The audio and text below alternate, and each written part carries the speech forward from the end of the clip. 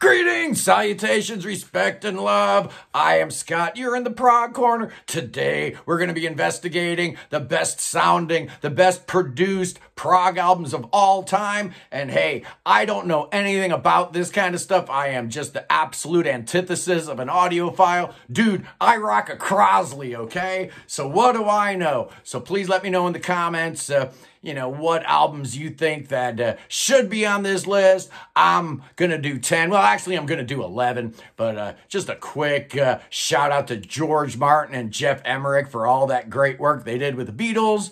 And Brian Wilson, Pet Sounds, all the great production work he did there. But today, we're going to be ranking the best sounding prog albums of all time. And I'm doing 11 of them. So at number 11, it's Transatlantic's third album, The Whirlwind, that came out in 2009. This was recorded in Neil Morse's house in Tennessee. So this is the only album on the list that was not recorded in an actual recording studio. The engineer here is Jerry Guidras. And the mixing was done by the one and only Rich Mauser. Just fantastic. The warm, inviting sound on this record. The separation of all the instruments. All the space that's there. It's just incredible. At number 10, let's go with Peter Gabriel's third album from 1980. Yeah, this might be the origin story for that horrible gated drum sound, that gated reverb drum sound that was all over the 80s, made famous by Phil Collins, In the Air Tonight and all that. But it started here. Phil Collins was playing drums for Steve Lillywhite and Hugh Padgham, who engineered this thing. Hugh Padgham is oftentimes given credit as the guy that came up with this sound. The story goes is that when Phil Collins showed up to the studio, he's freaking out because Peter Gabriel and Steve Lillywhite had taken all the cymbals away from the drum kit. He wanted to get a very simple, direct sound, and cymbals kind of messed with the audio palette he was going for. This was recorded at the Manor Mobile in Bath and the Townhouse in London. Just an incredible record. Really, really set the stage for the sound of the 80s, as it were. At number 9, let's go north. Let's go to Canada and Rush with Moving Pictures. It's not my favorite album, but man, it is so well produced. I can't find any flaw in this thing at all. Produced by the great Terry Brown. This was the second to last album he produced for them, and it was recorded at Les Studios in Quebec. This was the second album that they produced there. Permanent Waves being the first one, so they were getting real comfortable with the studio environment on this record, and it just sounds great. It sounds fantastic. At number 8, you can't do a list like this without Steven Wilson, and I'm going with 2015's Hand Cannot Erase. Man, this guy's been doing all the remixing and remastering of all the, the great classic prog stuff. And he's learned a thing or two along the way. All his work with Porcupine Tree and all that, remixing stuff that he'd been doing really set the stage for his solo career. And A Hand Cannot Erase, just fantastic. The sound of this thing, just amazing. It's recorded in 4 different studios in LA and in London. Of course, produced by Steven Wilson with orchestral arrangements by none other than the great Dave Stewart. Wow, what a great record that was. At number 7, the most expensive album ever made, at the time at least, it's Queen and A Night at the Opera from 1975. This is Roy Thomas Baker producing with Mike Stone as his engineer.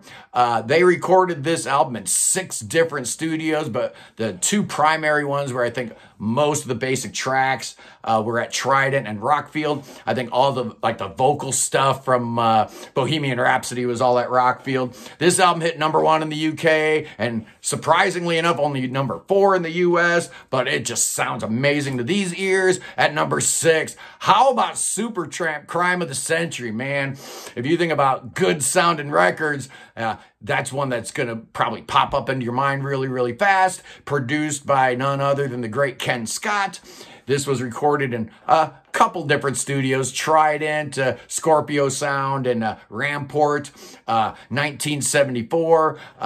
this was such a great production job by Ken Scott because there's so much here. There's so much to unpack. You want to be true to the pop nature of these songs, but you also want to give breathing room and expression to, some of the more progressive proclivities that were going on this record, and Ken Scott just nailed it. Yes, he did. At number 5, I'm going to go with a Genesis album. This is a tough one. Could have gone a lot of different ways. I'm going with Wind and Wuthering. My first instinct was A Trick of the Tail, but it just felt like a trick of the tail. There was so much momentum, forward motion in the band anyway, that I probably could have produced that. This is David Henschel. Wind and Wuthering was his second of 4 consecutive Genesis albums that he produced. He produced all those middle era ones, Trick of the Tail, Wind and Wuthering, and then there were 3 in Duke. But if you look at, like I said, A Trick of the Tail, there was all that forward momentum, and the band really sounded and felt very democratic at this point. And then there were 3 in Duke. Hackett was gone, so there's all that extra sonic real estate for Tony Banks to really stretch out. But it's on Wind and Wuthering where Tony Banks really started taking control over the band's sound, and Hackett is still there, so David Henschel had to do a really good production job to create all the space for Tony Banks and his massive amounts of keyboards that he was doing here. This was the first Genesis album not recorded in the UK. It was actually recorded in the Netherlands, and it spawned a whole subgenre, that particular sound of that album. Absolutely it did. At number 4, let's talk about OK Computer by Radiohead. Their third album that dropped in 1997. Nigel Godrich is the producer here. This album was recorded in 2 different studios, Canned Applause and Didcot, and St. Catherine's Court in Bath. This was one of those albums that just really set the table for a whole new era, for a whole new generation of bands, and I can't even start listing how many bands that I've heard that were influenced by this album. It sounds amazing. It sounds like the future. Even though, man, that was like 27 years ago and it still sounds fresh. Just amazing. At number 3, it's The Dark Side of the Moon from Pink Floyd, 1973. Pink Floyd's 8th album. Everybody knows the story behind this. Recorded at Abbey Road. It was called EMI Studios at the time. And of course, you had the great Alan Parsons engineering this thing. I guess technically it's produced by Pink Floyd, but Alan Parsons played a huge outsized role in the sound of this album. He had worked with the band before on Atom Heart Mother, so he had a good working relationship with them. He was getting along great with both David and Roger, which is absolutely critical if you're trying to, go through the whole political part of the band and try to create a sound that they both enjoyed, and he just threaded the needle and came up with an absolute masterpiece. At number 2, I'm going with Yes, Fragile. Man, it's not my favorite Yes album, but dude, wow, the sound quality on this record blows my mind to this day.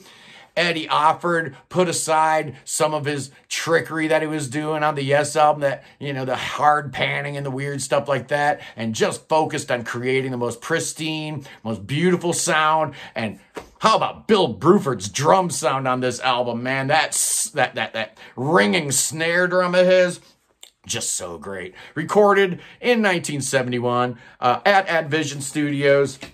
I just love it. It's my favorite Yes album in terms of sound production and, the overall sound quality. But here we go at number 1, man. Is it prog? Well, I don't know if it's prog or not, but it is the best sounding album I've ever heard. It's Steely Dan's Aja, dropped in 1977. This thing was produced by Gary Katz, who'd produced some other Steely Dan records. There's a cast of characters a mile long on this album. I guess there's like over 40 different musicians played on this thing.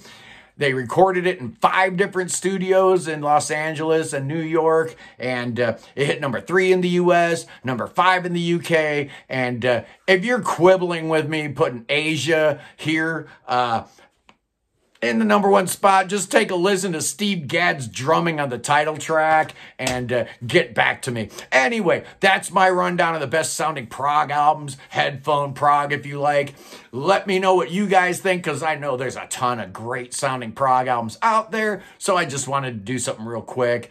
You know, I'm not feeling great. I'm kind of under the weather here. I don't know what's going on. I'm just breaking down, man. You may not have me too much longer, so enjoy the Prog Corner while you can, boys and girls, because I feel like my health is just slipping away, and I'm way too young for that, man. I'm only 60, so I don't know what's going on here, but I need to figure it out. You know, I don't have health insurance, so that's kind of playing with my brain. If there's something really wrong with me, what the heck am I going to do? I have no idea, but hey, whatever.